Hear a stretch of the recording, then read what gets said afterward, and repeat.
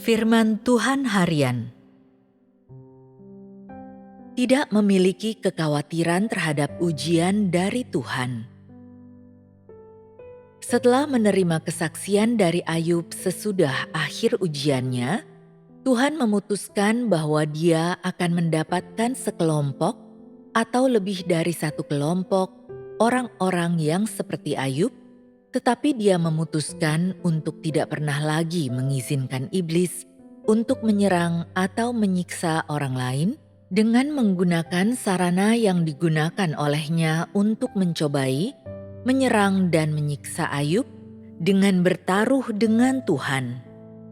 Tuhan tidak mengizinkan iblis untuk kembali melakukan hal-hal seperti itu kepada manusia yang lemah, bodoh, dan tidak tahu apa-apa. Sudah cukup bahwa iblis telah mencobai Ayub. Tidak mengizinkan iblis untuk menyiksa manusia sesuai keinginannya adalah belas kasihan Tuhan. Bagi Tuhan, sudah cukup bahwa Ayub telah mengalami pencobaan dan penyiksaan iblis. Tuhan tidak mengizinkan iblis untuk kembali melakukan hal-hal seperti itu, karena kehidupan dan segala sesuatu yang berkaitan dengan orang-orang yang mengikut Tuhan diperintah dan diatur oleh Tuhan, dan iblis tidak berhak memanipulasi umat pilihan Tuhan sesuka hatinya. Engkau semua harus jelas tentang hal ini. Tuhan peduli akan kelemahan manusia dan memahami kebodohan dan ketidaktahuannya. Meskipun agar manusia dapat sepenuhnya diselamatkan, Tuhan harus menyerahkannya kepada iblis. Tuhan tidak mau melihat manusia pernah dipermainkan dan disiksa oleh iblis, dan Dia tidak ingin melihat manusia selalu menderita. Manusia diciptakan oleh Tuhan, dan bahwa Tuhan memerintah dan mengatur segala sesuatu yang berkaitan tentang manusia ditetapkan oleh surga dan diakui oleh bumi. Ini adalah tanggung jawab Tuhan, dan ini adalah otoritas yang dengannya Tuhan mengatur segala sesuatu.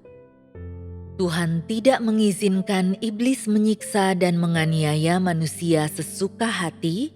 Dia tidak mengizinkan iblis menggunakan berbagai cara untuk menyesatkan manusia, dan bahkan Dia tidak mengizinkan iblis untuk turut campur dalam kedaulatan Tuhan atas manusia, juga tidak mengizinkan iblis untuk menginjak-injak dan merusak hukum-hukum yang digunakan oleh Tuhan untuk mengatur segala sesuatu, apalagi merusak pekerjaan Tuhan yang hebat dalam mengelola dan menyelamatkan umat manusia.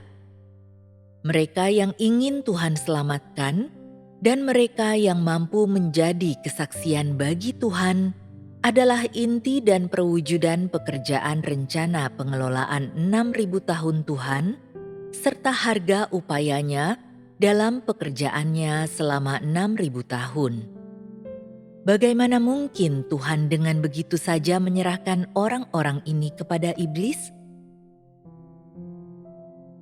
Orang sering khawatir dan takut menghadapi ujian dari Tuhan, tetapi mereka senantiasa hidup dalam jerat iblis dan hidup dalam wilayah berbahaya tempat mereka diserang dan disiksa oleh iblis. Tetapi mereka tidak mengenal rasa takut dan tidak terganggu. Apa yang sedang terjadi? Keyakinan manusia kepada Tuhan hanya terbatas pada hal-hal yang dapat dilihatnya. Dia sama sekali tidak menghargai kasih dan kepedulian Tuhan bagi manusia atau kelembutan dan perhatiannya terhadap manusia. Namun, untuk sedikit gentar dan takut akan ujian, penghakiman dan hajaran, serta kemegahan dan murka Tuhan, manusia tidak memiliki pemahaman sedikit pun tentang maksud baik Tuhan. Berbicara tentang ujian, manusia merasa seolah-olah Tuhan memiliki motif tersembunyi, dan sebagian orang bahkan percaya bahwa Tuhan menyimpan rancangan jahat tidak menyadari apa yang sebenarnya akan Tuhan lakukan untuk mereka. Dengan demikian, pada saat yang sama, ketika menyerukan ketaatan pada kedaulatan dan pengaturan Tuhan, mereka melakukan semua yang mereka bisa untuk menentang dan melawan kedaulatan Tuhan atas manusia dan pengaturan bagi manusia, karena mereka percaya bahwa jika mereka tidak berhati-hati, mereka akan disesatkan oleh Tuhan, bahwa jika mereka tidak memegang erat nasib mereka sendiri, maka semua yang mereka miliki dapat diambil oleh Tuhan, dan hidup mereka bahkan bisa berakhir. Manusia berada di kubu iblis, tetapi dia tidak pernah khawatir disiksa oleh iblis, dan dia disiksa oleh iblis, tetapi tidak pernah takut ditawan oleh iblis. Manusia terus mengatakan bahwa dia menerima penyelamatan Tuhan, tetapi tidak pernah mempercayai Tuhan atau percaya bahwa Tuhan akan benar-benar menyelamatkan manusia dari cengkeraman iblis. Jika, seperti Ayub, manusia dapat tunduk pada pengaturan dan rencana Tuhan dan dapat menyerahkan seluruh keberadaannya ke tangan Tuhan, maka bukankah akhir manusia pun akan sama dengan akhir hidup Ayub? Menerima berkat Tuhan? Jika manusia dapat menerima dan tunduk pada aturan Tuhan, apakah ada kerugiannya? Jadi, aku menganjurkan agar engkau semua berhati-hati dalam tindakanmu dan waspada terhadap apapun yang akan menghampirimu. Jangan terburu-buru atau impulsif, dan jangan memperlakukan Tuhan serta orang, perkara dan objek yang telah Dia aturkan untukmu dengan bergantung pada daging atau sifat alamimu, atau menurut imajinasi dan gagasanmu.